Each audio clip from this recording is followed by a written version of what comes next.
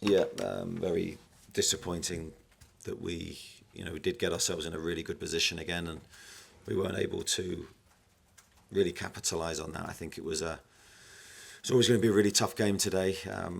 It was always going to be, a real physical game with how they play, and we needed to stand up to that. I thought we did in the first half and defended their set plays really well.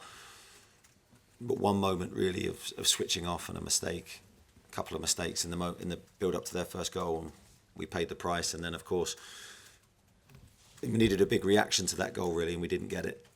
And very frustrating end to the game. Where do you think the problems are sort of coming from, Eddie? Are the players feeling some kind of pressure, or what do you put your finger on? Yeah, well, my initial feeling after that game today is different to West Ham. I think West Ham was a different kind of game today. I thought the players were there. I thought they were present. I thought they gave everything to the game physically. But I think it was clear for me, if you watch Newcastle regularly, we were lacking in confidence today. There was a lot of technical mistakes, which is really unlike us, especially in the middle of the pitch where we're usually really fluent. And that contributed then to putting us under pressure. So I think different feeling to West Ham, different emotions. I think it's really important today that I support the players. And we know we're good players. We know we've got a really good team. But we just need to stay grouped together in this difficult period. You knew there was going to be the throw-ins with the bombing, the throw-ins. Did the players execute what they'd been asked to do in training? Well, we did for the majority, but the majority is not enough because it's one mistake and invariably going to get punished. So I thought we stood up to that test very well at times, but yeah, not for the first goal, of course, and ultimately that did change the game. Eddie, everyone was hoping for reaction, lessons learned from last week.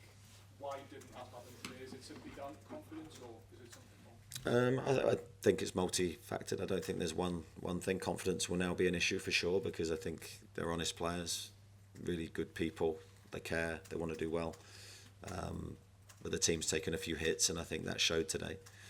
So we've got enough experience to respond in the right way. We've got enough experience to have been there before and then know how to deal with this moment. We know we're going to get criticised. We expect that. I don't see that being a problem for us as long as we stick together and we're really unified in this difficult period. Just on the criticism, when Brentford were applying the pressure, they grabbed an equaliser, you had a let-off with the penalty. Why did it take until the second penalty and the red card before the changes finally came about? In what sense? In terms of Dan Burn sent off, penalty given away, and then the substitutions happened. Yeah, I mean, of course we're discussing that as the game's going on, but those moments obviously impact everything because with hindsight you then go, well, you could have done something before that moment. But with Dan's height being pivotal from the set plays and with Joelinton going off, we then suddenly would have become very small. So they're big calls to make, and yeah, of course with hindsight you possibly make a different decision. But of course in that moment I have to weigh up what I'm doing.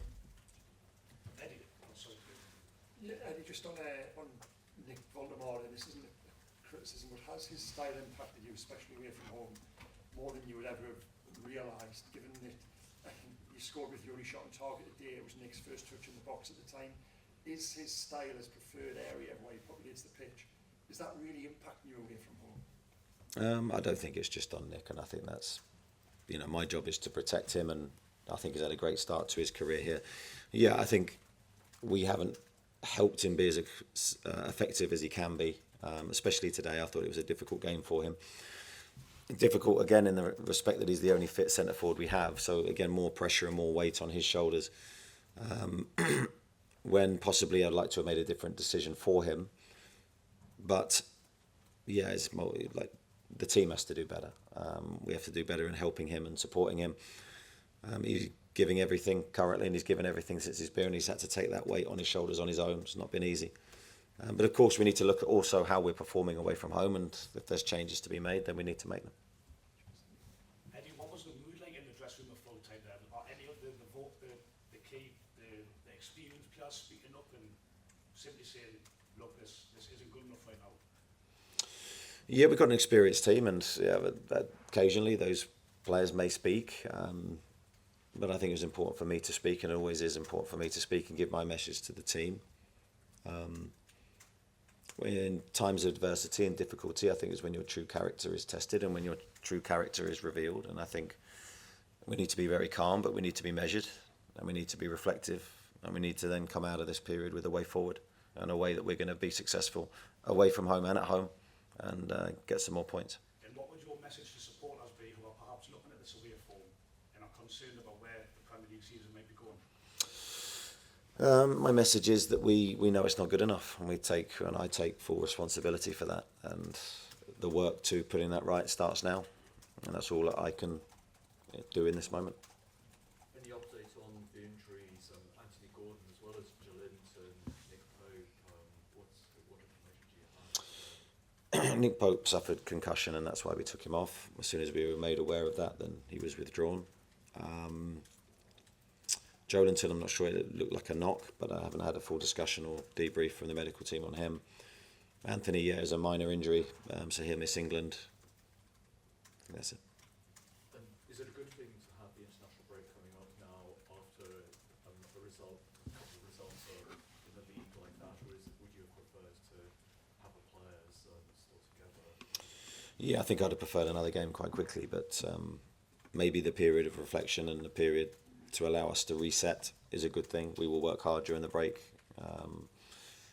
and I think the biggest thing is to make sure we stay together and we're motivated for what's to come. Chris and then Kieran to wrap up, please. Eddie, last year you obviously had the low of coming here and losing that game, and then afterwards it was sort of a reshuffle in the sides, Andrew Tallon moved to number 6. Do you see that there needs to be a fundamental reset away from home in terms of how you approach those games, or was it not as simple as that?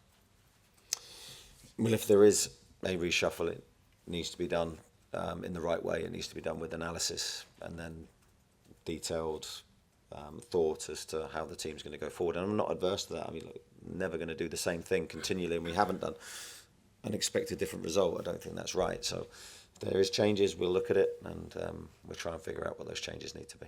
You mentioned losing the lead at West Ham last week, and yesterday. I think you've lost three times in the last 5 you've taken the lead in a game. You've lost them. I think it was the previous 56 before that. Where do you think that issue has come from? I think it's probably associated with our lack of goals, really. I think there's, going 1-0 up today, you'd expect us to capitalise on that and establish ourselves as a stronger team in the game. I don't think we did. I think we became weaker in the game for the goal, which was the same at West Ham. So that's a big frustration for me. I want my teams to attack and to be continually looking to score. We don't look like that team currently. So that's why I said earlier, we have issues to fix. There's no doubt about that, and the process for that starts now. Kieran? Dan, ahead of this game, said this was a game to earn your money as players. I mean, how frustrated are you that you come to another tough away ground, having done well at home again midweek, and then it just doesn't come together yet again on the road?